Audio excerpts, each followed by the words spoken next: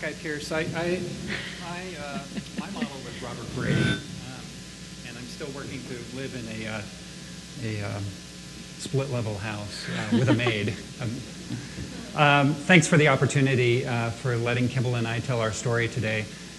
First, I'm also very, don't you think we're humbled to follow Jamie? And, yes, big shoes, big lead to follow.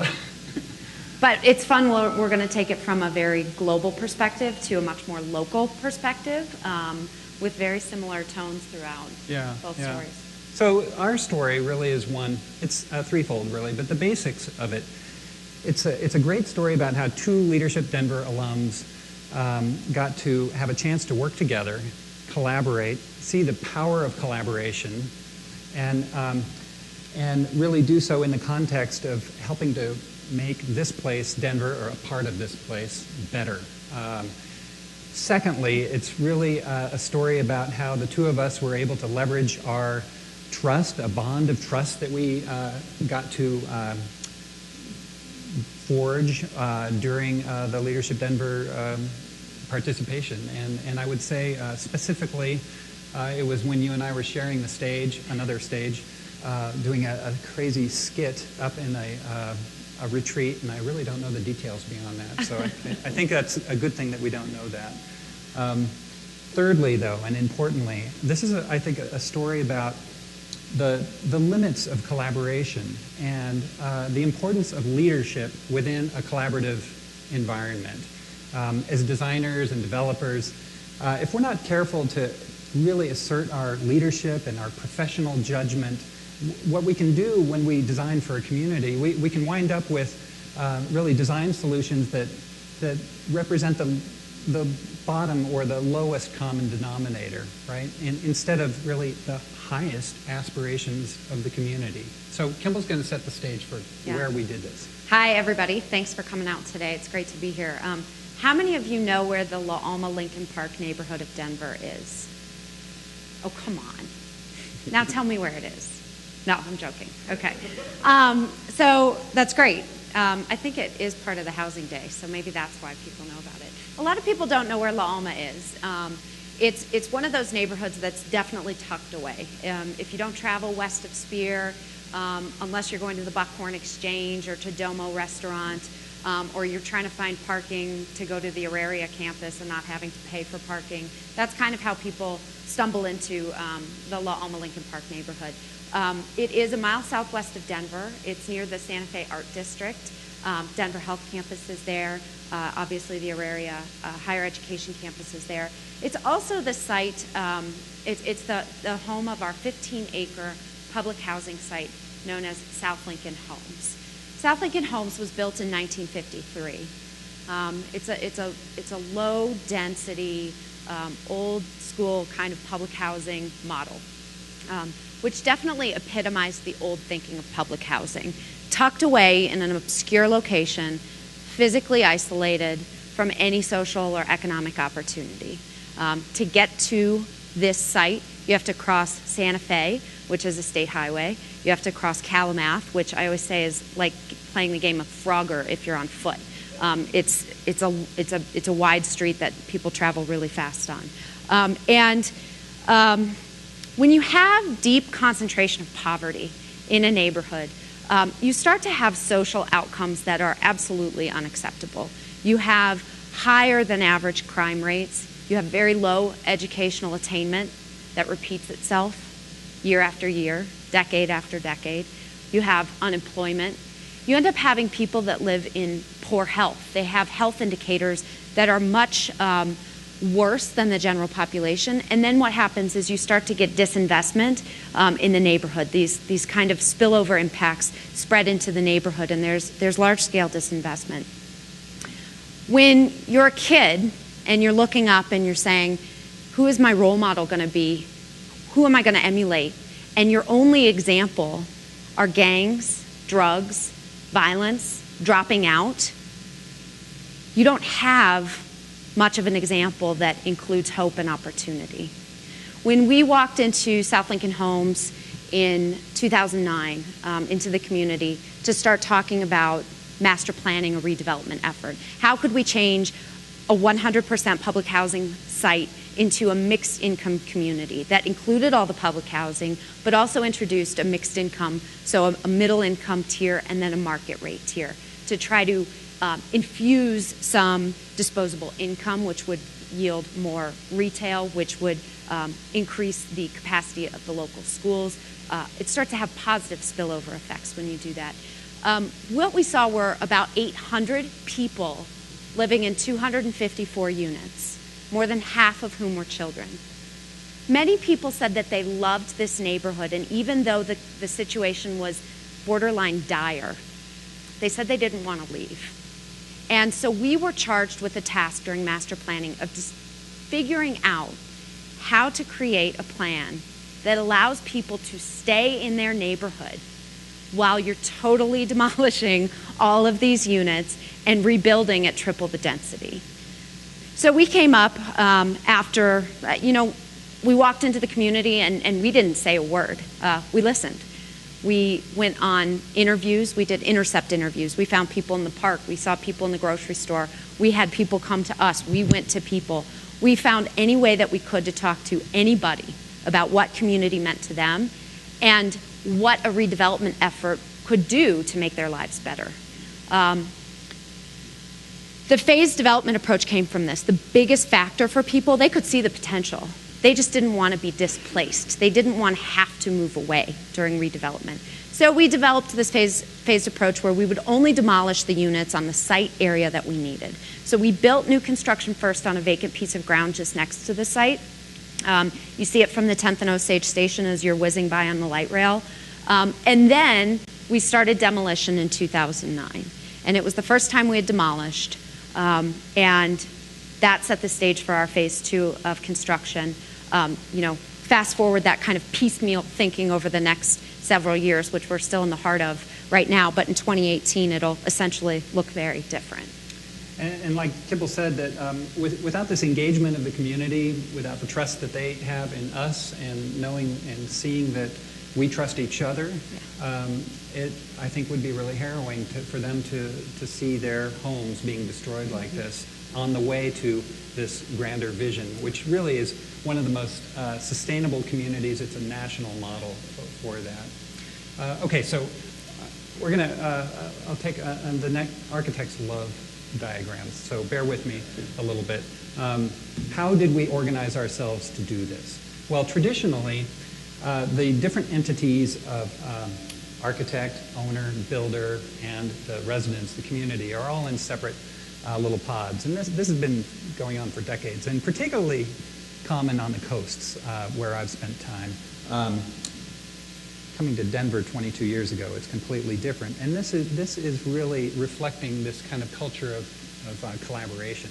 We took this traditional model, and what you can see is the architect is working for the owner, the builder is working for the owner, and guess what happens? If anyone's done a kitchen remodel, you have the kitchen, the architect and the builder at odds with each other. Well, Kimball was smart enough to take advantage of a trend particularly strong in Denver here of marrying the architect and builder, what we call a design, build, delivery, which does this. And then we're on the same page, right? That's all well and good, but with our relationship, we were able to take it the next step and really integrate with the builder, the architect, and the owner all together. And that's really when, that's really when sparks fly, is when these three things happen together. And then Kimball and DHA really took it the next step further to integrate the community, and as we've mentioned, that was really the driving force of it. So to steal one of Jamie's terms that he was just using, we invited people to the table that had never been invited before, not in a sincere way. And the result was impeccable. We had, how many people have been engaged in any sort of vertical construction project? A design, charrette? Okay, so you guys kind of get the gist. Who's seen Parks and Rec on TV, right? It's kind of that model. You walk in, there's like 3 people there. There's like a tray of stale cookies. You say things, people like half-heartedly write them down, and you leave. And there's usually 1 or 2 meetings, and you leave, and 2 years later, boom, there's a building there. This was not that. We didn't have cookies, but no. This was very different in the sense that for one construction project, for one phase of this development site, which is 15 acres, so it's a big site in the middle of Denver, we had 16 meetings. And these weren't meetings like Parks and Rec. I mean, we were sitting with people out in the grass outside of their units because it was a sweltering summer and the units didn't have air conditioning. We were going door to door. We were sitting over coffee. We were talking with people in their terms, on their terms. When you're dealing with lots of different cultures, lots of different languages, the things that may work for me to communicate may not work for other people. So you have to also put your wide-angle lens on and think, how am I going to get the information that we need to act as the appropriate conduit? We want those people to be driving this community design, and it was a challenge for us. So yeah. going... It was. We were inventing it a little bit as we went along. And as Kimball said, we used lots of different medium, lots of different ways of engaging people who otherwise wouldn't feel comfortable, say, going up or raising their hand. One of the great tools that we did was we made all these posters. This is one example where we do, like was previously mentioned, we asked them outright, what can you imagine? So we put these posters all around the room like this, about the same size, and give out pens and allow people to comment on those kind of images that resonate with them, that might tell them that this means home to me, or this means Mariposa and my neighborhood to me. And this is just an example of a couple of those where you see really a desire for richness and archways, maybe influenced by the Santa Fe Arts District nearby. Also the sort of bold use of color and variety. We really heard strongly about this. And it was echoed really by the physical fact of the neighboring area. Maybe no surprise, but it was great to hear it from the residents themselves. This is an example of bold use of color and archways on, in this case, Mariposa, which is one of the bordering the streets. So, but we kept it, we went even further with this. So imagine if you didn't have a choice of where you lived, or the bedroom size of the house you got to live in. That's what public housing means. You walk into an office and you say, I have 2 children under the age of 5, or I have a boy and a girl, teenagers, and I'm a single parent, or I have myself and my partner. You're told how many bedrooms you get to live in, and you're told you'll be put on a waiting list because the waiting list is forever long. And when a spot comes up, you are placed at a housing site. You have no choice.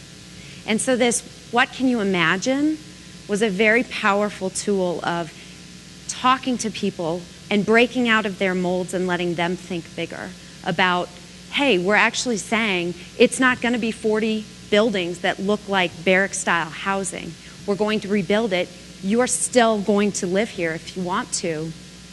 What do you want it to be like? It's mind-shattering for people. And to break through and not even depend on just words, we did, paper doll kinds of exercises. And the result that we found were that people were really excited to participate. They were excited that they were actually asked and that it was meaningful and that it carried through to the design. It did. And, these residents really had, you have to realize that not all the people that went to these meetings are going to be even living there, but they care about that neighborhood. Yep. And then they walked out of these sessions feeling empowered and excited, so that, with this series of meetings, what happens a lot of times is you just get dwindling numbers every week or so. In this case, there were some weeks where we'd have more people go, and more. So, and some of them were snowy nights as well. If we're not careful, though, to list and to synthesize and use our leadership and our professional skills, if we're not careful, we get a camel. And a camel is just a horse designed by committee, right? And I professionally didn't want to hand over to our owner, my client, Kimball, a camel. Instead, we spent a lot of care listening, sifting, prioritizing these desires for, as an example, I was talking about the bold colors and the archways. And we started drawing, okay? This was one of my first sketches. that integrated the colors and the variety of the roof form. But you said, and maybe some of the other community members said, well, where are the arches we talked about? Well, I knew that arches are fairly expensive, and if we do arches everywhere, then we can't do other things. And this was a kind of a first stab. And we listened, we heard that. We came back then with a sketch that does integrate the arches, but not everywhere, just more in the along the sidewalks and where it counts, where people notice these things. And you'll see we're keeping splashes of color throughout as well. By the way, I'm really letting you into the kitchen here for, this is how some architects work. Finally, this is this was taken yesterday, where hopefully you see this sort of integration, the synthesis. We don't have arches everywhere. We do have lots of bold color, because color is paint. Yep.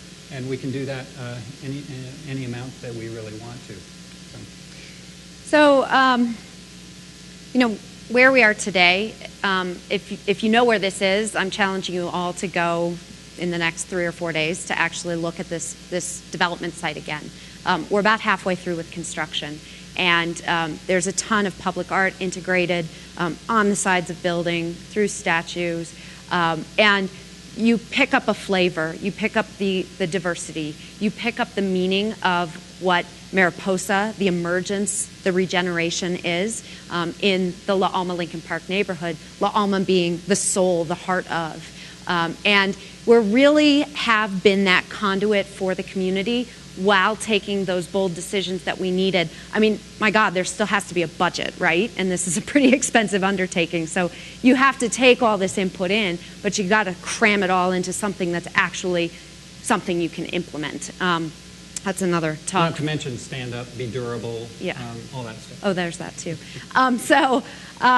We have a couple phases open now. We have a lot under construction. If you go out there, you'll still see the old public housing units. We still have a couple buildings standing until the next phase opens in about a month from now, and we can relocate the last of the people that wanted to stay in to the new construction before we demolish the final buildings. We've had, we're tracking a 45% retention rate of residents. Nationally, and even with our experience here in Denver, we usually track around 10% during this type of redevelopment effort. We have been able, through the phased development approach, through engaging the community, through inviting people in to the conversation, to actually keep almost half of the original residents we started with, which is remarkable. Mariposa is a national example for sustainability, mixed income housing at transit sites. You know, we've won some pretty cool national awards, some very wonderful local honors and recognition. But I think the best accolades that we can ever get is when we're out on site and, you know, I can walk up and I see a resident who I've been working with since 2009, and they're happy and they're living in their new unit, and they said, "You did what you said you'd do." Yeah. Trust is a very important component of any type of collaboration, professionally, with your customers, whoever they may be. We're very proud of Mariposa. And if you'll remember the first slide that one of the first pictures I showed, the aerial view with the barrack-style housing, it's a very different picture today. You can still see 6 of those barrack-style housing units on the north end and 6 on the south. That's the very last of the public housing that remains, that will soon be demolished. And tell me if you can find the buildings with the bold color. Really, the takeaway, and just personally, professionally, the takeaway is, and the challenge, I think, is, and it's not that much of a challenge, but for you all, take advantage of this remarkable collaborative environment that Denver has and represents. Take advantage of it. I know you are to many degrees, but also don't be afraid to assert your own leadership within this realm. And when you do, the results and the relationships are remarkable. So thank you.